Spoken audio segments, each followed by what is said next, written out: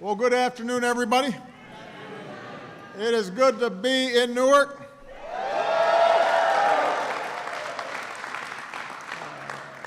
Let me first of all thank your Chancellor, Nancy Cantor, for hosting us here today. Where's Nancy? There she is. Your Mayor, Ross Baraka, is here.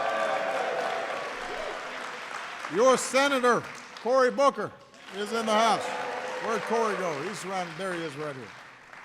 Your Congressman, Donald Payne, Jr.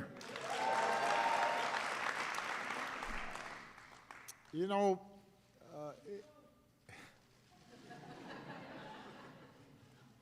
over the course of this year, I've been talking to people all across the country about reforming our criminal justice system to be fair, to be smarter, to be more effective. I've met with police chiefs and beat cops. I've met with prisoners, corrections officers.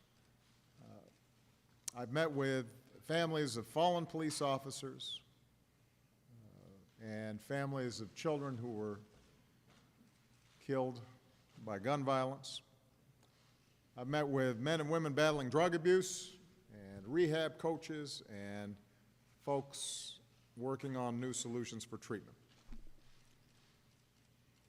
And I have to tell you that from all these conversations, I have at times despaired about the magnitude of the problem. I've asked myself, how do we break the cycle that has young children somehow on that pipeline where they end up incarcerated?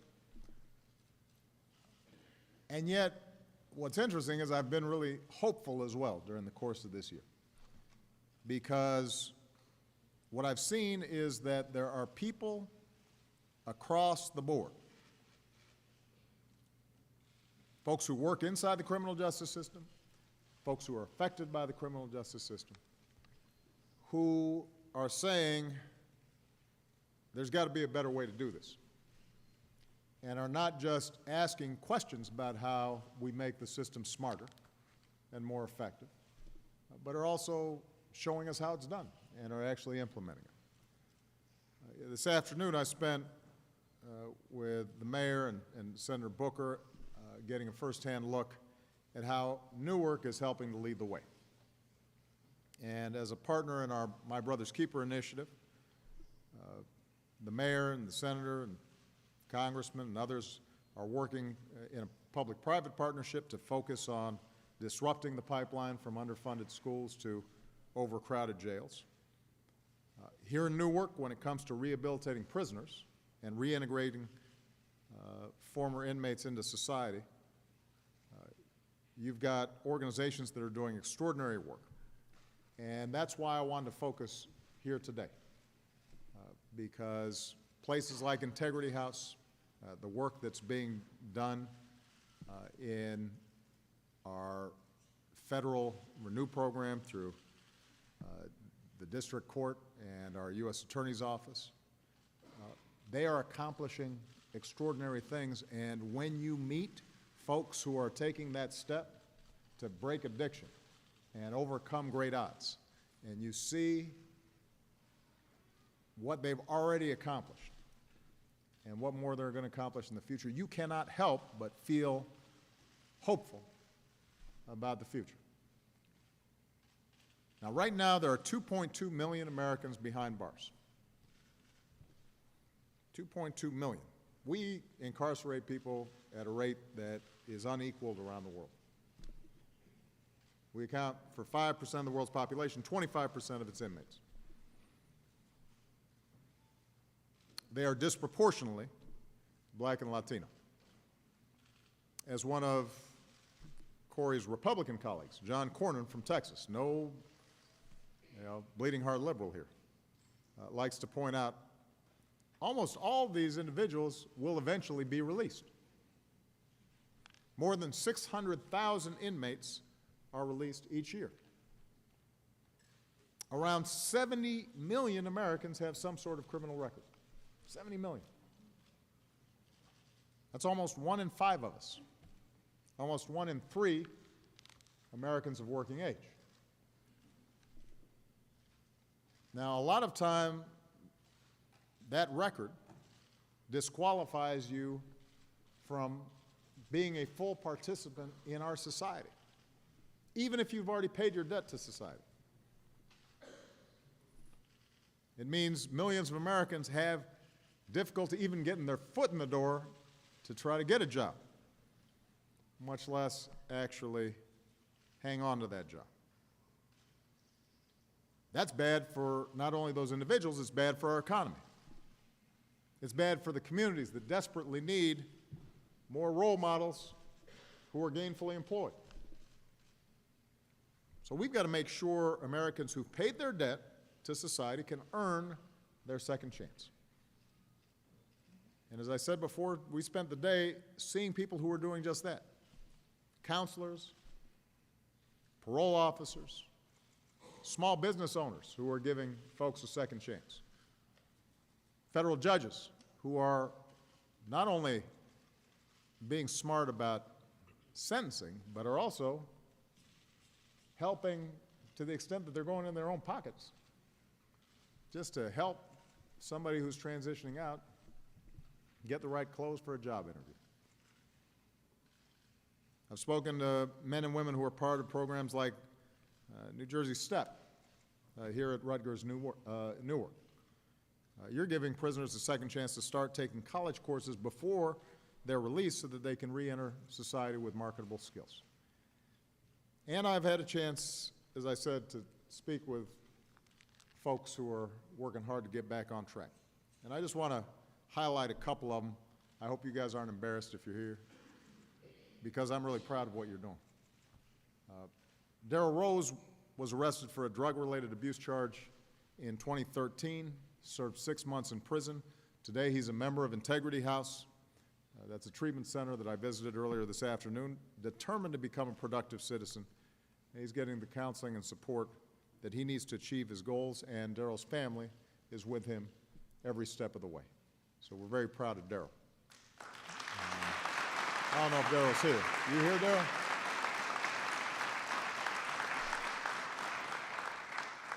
Ashley Sinclair. Ashley is here today, I know that. Where's Ashley? Come on, there you are. Stand up, Ashley.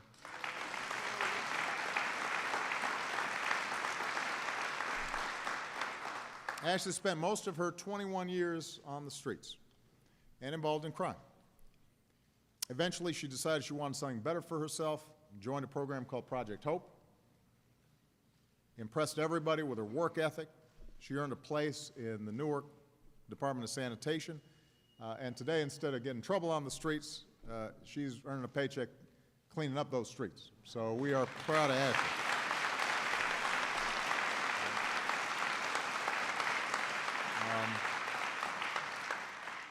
We want more success stories like these. It's good for everybody. It means less crime, it means less recidivism, it means less money spent on incarceration, it means less wasted taxpayer money, it means police aren't having to arrest the same folks over and over again, it means young people are seeing in their community people who are working. That in turn creates economies in those communities that are legal and not just illegal, which creates redevelopment for everybody. And now suddenly businesses have more customers, which means they're hiring more, and you get a virtuous cycle. And that's why today we're taking 2 new actions to create more success stories like this.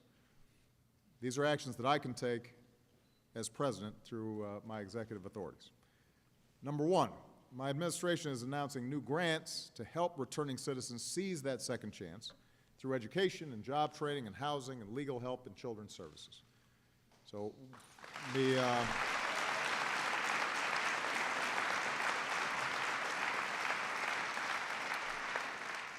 5 cities are announcing commitments of their own to help folks re-entering society to train for high-tech jobs, and we're going to be partnering with them and others to try to make sure that the good work that we saw here today, we can start expanding.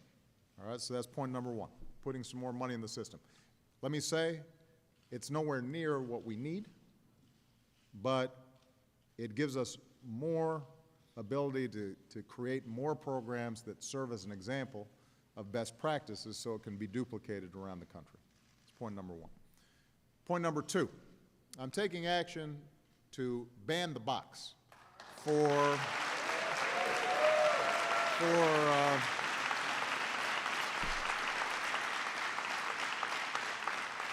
the most competitive jobs at federal agencies. Now, federal government is a big employer, as you know.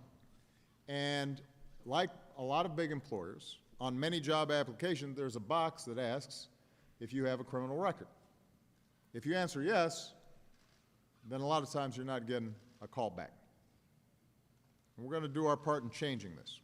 The federal government, I believe, should not use criminal history to screen out applicants before we even look at their qualifications. We can't dismiss people out of hand simply because of a mistake that they made in the past. And I have to say that although this is something that I can do on an executive basis, this is an area where Cory Booker, working with one of his Republican colleagues, Ron Johnson, are working to try to pass federal legislation, a ban-the-box bill that's working its way through the Senate. I believe Congress should pass legislation that builds on today's announcement. And keep in mind, some really good, really successful companies are already doing this. Walmart, Target, Koch Industries, Home Depot, they've already taken action to ban the box on their own.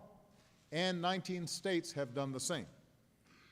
So my hope is that with the federal government also taking action, us getting legislation passed, this becomes a basic principle across our society.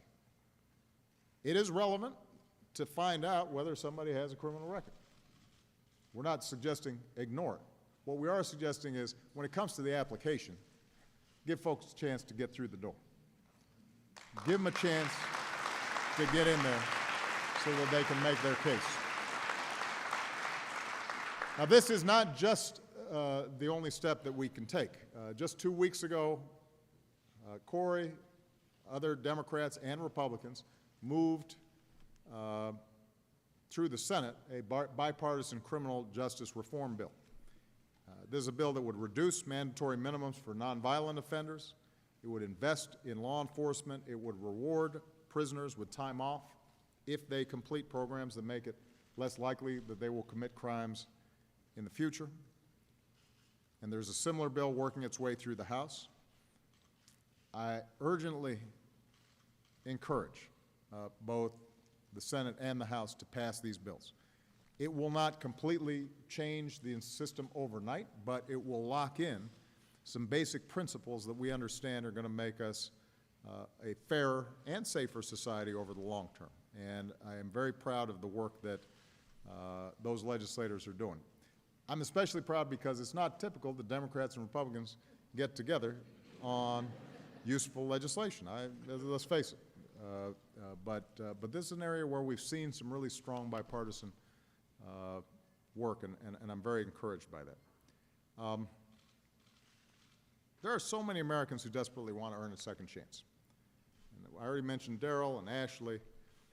I'm going to call out one other person. Daquan Rosario. Where's Daquan? He's looking very sharp in his suit today. Where's Daquan?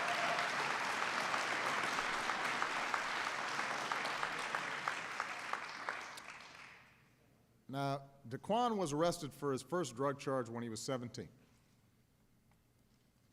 At 27, he received a 10-year federal sentence for drug distribution. In his own words, when he got out, he was homeless, had no real legitimate employment history. And it would be easy to write Daquan off. More importantly, it would have been easy for Daquan to write himself off. Or at least to say, there's nothing else I know, this is the path I have to follow. Going back to the drug trade that, unfortunately, he had been raised in. But something happened inside of Daquan. So he had a motivation to say, I'm going to change, which is really hard to do at 37. It's even harder to do if you've been through a decade or more of prison. So he got involved with a Justice Department program called Renew. The federal district court judge who presides over this program, Madeline, stand up. I just want to give her credit.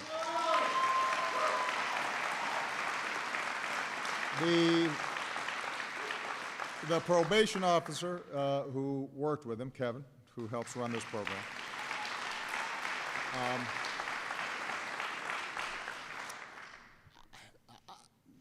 this isn't my formal remarks, but I just talked to him. I just think everybody needs to understand what happened here. So with the help of our U.S. Attorney, Paul Fisher, is it right here? Paul, stand up. The Justice Department, the federal district court judge, the probation officer, they all set up a system in which Daquan has a community encouraging him to move forward. If he doesn't have the right suit for a job application, they're helping him do that. If he doesn't have enough money to eat that week, they're seeing if they can scrape something together. If he's interested in going back to school, what happened was that these folks helped to scrape together school fees for him, including through the second chance dollars that we generate through the Justice Department. And as Daquan just told me, he said, look, I'm not saying that everything's easy. You've got to want it yourself.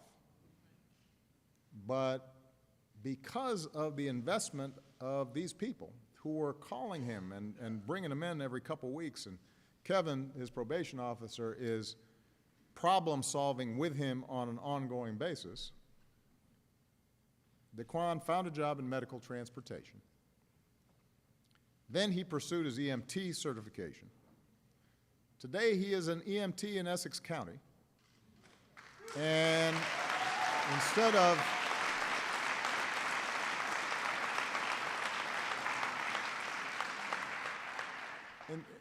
peddling drugs that are destroying lives, he's saving lives. He's making the community better. And I just want to highlight this story because here you've got a situation where officers of the court, judges, probation officers, U.S. attorneys, pastors, community leaders, business leaders, are all coming together saying, what's the problem we're trying to solve here? The problem we're trying to solve is not just to keep on catching people and putting them back in jail. The problem we're trying to solve here is giving people a foundation through which they can then become productive citizens. And the judge was mentioning how when she saw Daquan or some of the other folks who have gone through this program graduate, that's the best thing that happens to her as a judge, because she understands that's the goal. The goal is to prevent crime. The goal is to make sure that folks are fairly punished when they break the law. But the ultimate goal is to make sure that folks are law-abiding, self-sufficient, good citizens. And everything we do should be designed towards that goal. And if we're doing a good job there, then crime will go down, and it will stay down. That's our goal, where everybody has a chance to contribute. And that's what these outstanding folks that I met with here today are committed to. That's what Mayor Baraka and Cory Booker and Don Payne Jr. and others are committed to. That's what I'm committed to. This is not easy. And as I've said before, we can't have the criminal justice system carrying the entire load of solving all of society's ills. We're a lot better off if we catch Daquan when he's 5 or 12 or 18 than when he's 37. We're a lot better off if we're investing in economic development and housing and jobs and adequate funding for schools and making college more affordable on the front end. But Daquan's story, like the stories that so many people in this auditorium can tell, is that it's not too late. There are people who have gone through tough times. They've made mistakes. But with a little bit of help, they can get on the right path. And that's what we have to invest in. That's what we have to believe. That's what we have to promote. That's why I'm so proud of what Newark's doing, and that's what I hope everybody learns.